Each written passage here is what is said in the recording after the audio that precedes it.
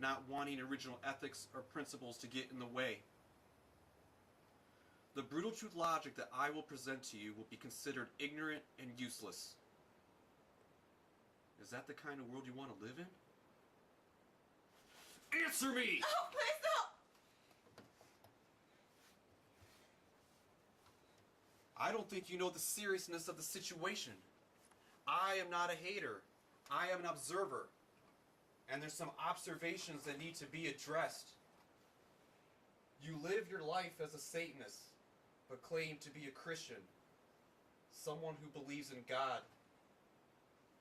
Pointing your fingers on what we should hate, fear, and abolish. You don't even know why your mind tells you to think this way. Just because Mommy and Daddy and majority of the population say it's so, doesn't mean it's fucking true. Didn't the establishment say the world is flat at one time?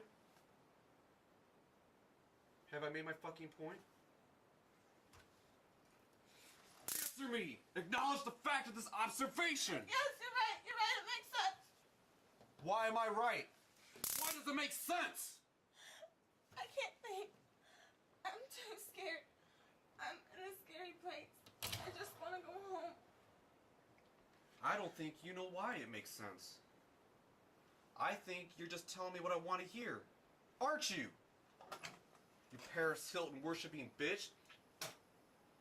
Practicing her preaching of tell people what they want to hear and then do what you want. You probably read her god-awful book. Didn't you? She said exactly what I said, word for word, in the beginning of her stupid book. You probably absorbed every last word with that conniving, manipulative smile.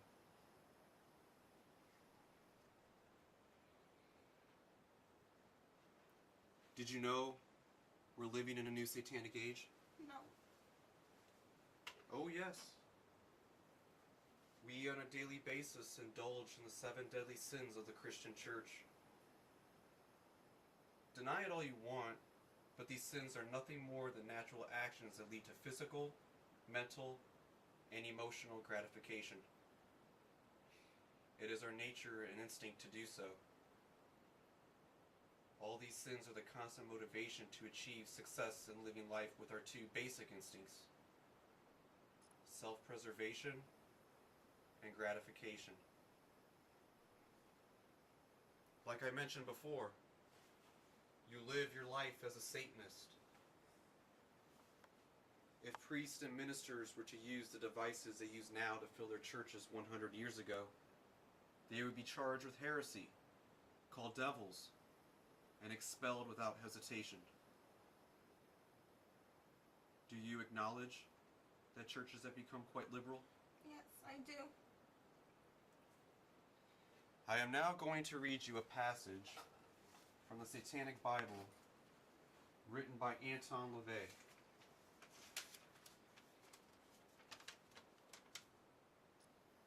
Whenever a nation comes under a new form of government, the heroes of the past become the villains of the present. So it is with religion. The old gods did not die, they fell into hell and became devils. Past religions have always represented the spiritual nature of man, with little or no concern for his carnal or mundane needs. They have considered this life momentary, the flesh a mere shell. Trivial pain equals worthwhile preparation for the kingdom of God. How well the utter hypocrisy comes forth when the righteous make a change in their religion to keep up with man's natural change in indulging the 7 deadly sins. The only way that Christianity can ever completely serve the needs of man is to become Satanism now. Why continue to call a religion the same name when the principles of that religion no longer fit the original one? If the religion does preach the same things it always has, but its followers practice nearly none of its teachings, why do they continue to call themselves by the name given to the followers of that religion? If you do not believe in what your religion teaches, Why continue to support a belief which is contradictory with your feelings? You would never vote for a person or issue you do not believe in, so why cast your ecclesiastical vote for a religion which is not consistent with your convictions?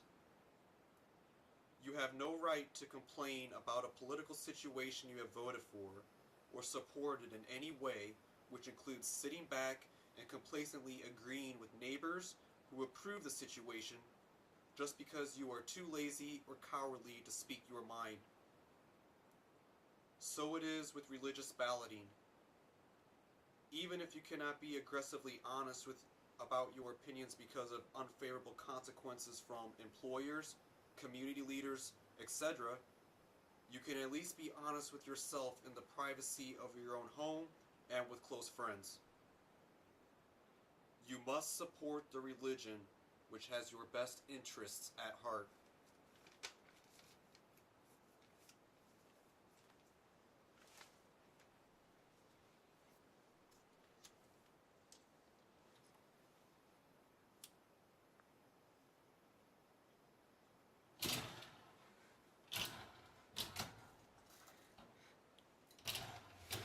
You break the 10 Commandments and indulge in the 7 deadly sins on a regular basis, don't you? Don't you? Yes, I do! Don't you fucking lie to me. I'll cut your pretty face up so no one will lust you again. Do you believe me? Tell me you believe me! I believe you! What the fuck are you crying for? I should be the one crying. Do you think I enjoy being told I'm bad, weird, and different? You fucking hypocrites!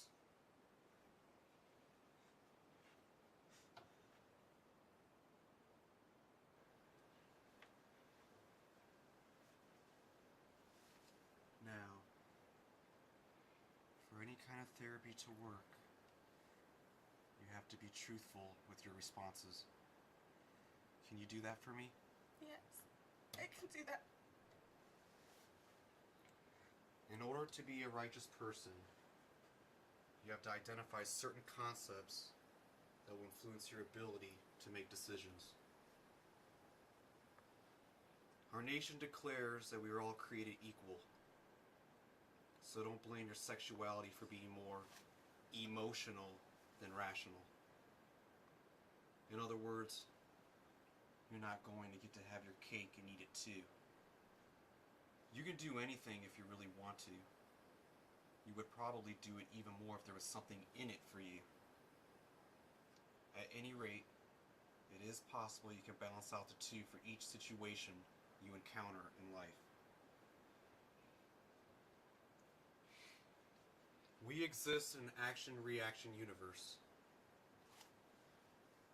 For every action, there is a reaction, positive and negative. Am I lying?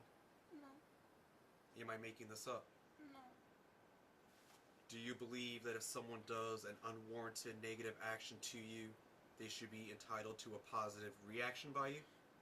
No. Why not? Because if someone went out of their way to hurt me, I wouldn't want to make them feel good or happy. I'd probably stay away from them or choose not to talk to them for a while. It just depends on the level of deceit that was done to me. In other words, you would react with a consequence, allowing them to be hurt back. The pain can be an understanding tool that all wrong actions can be harmful to you in the aftermath of things. Our nation proclaims at the age of 17, you have the capacity to know what is right and wrong. The question I ask is knowing right and wrong something you're taught, or you consciously know about how you want to be treated? I guess a little both. Your parents guide you and teach you about responsibility, honesty, and respect. As for the second question, I don't know. I guess unless you're crazy or have a mental illness. Bullshit! You're making excuses now. You mean to tell me that someone, if I had some mental patient and was lighting him on fire, he would associate burning to death as a kind gesture? No. He was screaming at me to stop, because he has the capacity to know this is bad and is painful for him.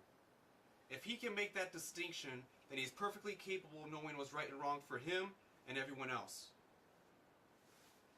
As for your parenting analysis, responsibility, honesty, and respect is something that should be taught by your parents. I agree. It is the rules of the game of life that need to be explained. As parents, though, you must uphold the power of consequence, teaching your kids the importance of following the rules to lead a better and healthy life. Not only for themselves, but for other people they associate with. But when people like you start making excuses on why these individuals can't follow the rules like everyone else, the diluting of truth continues. Consequences are very important and necessary. Do you know why that is? Since teachers, we can't always do or say what we want. Yes, but most importantly, it keeps your conscience alive. Over time, when protected and avoided of all consequence, the conscience dissolves away, impairing the ability to feel guilt, remorse, and most importantly, appreciation. I will be that conscience, making them whole again, fulfilling the emptiness that was sucked out of them by the slothful, scapegoating factory we call America. We have too much freedom. Freedom to be lazy and unaccountable. Freedom to be rewarded and compensated for playing victim at the expense of others. Saying sorry just doesn't cut it anymore. Actions speak louder than words. I want to make things right and show you how sorry I am. That should be the correct way to apologize. Does that make any sense to you? I understand. I'm sorry for the mistakes I've made. I am only human. I'm so sorry for making you hate me. I just want to go home and have a chance to make things right. Please, let me make things right.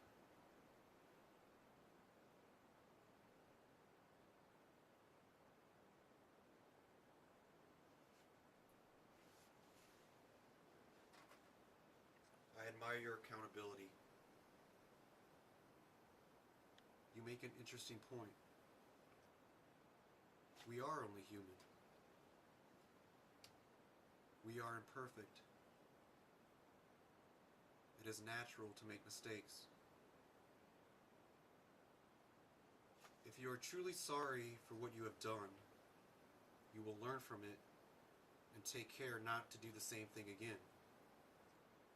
Because if you do the same thing again, then it is obvious you weren't honestly sorry. Therefore, you had no business asking for forgiveness in the first place. You most had me believing you were accountable till you blamed your humanity. Stop it, please. Stop. All in good time, my dear. All in good time. We're making some real progress here. You'll be as good as new. Just you wait and see.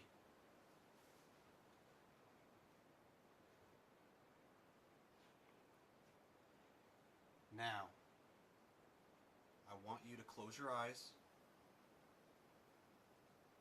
and imagine a world with complete generosity and cooperation.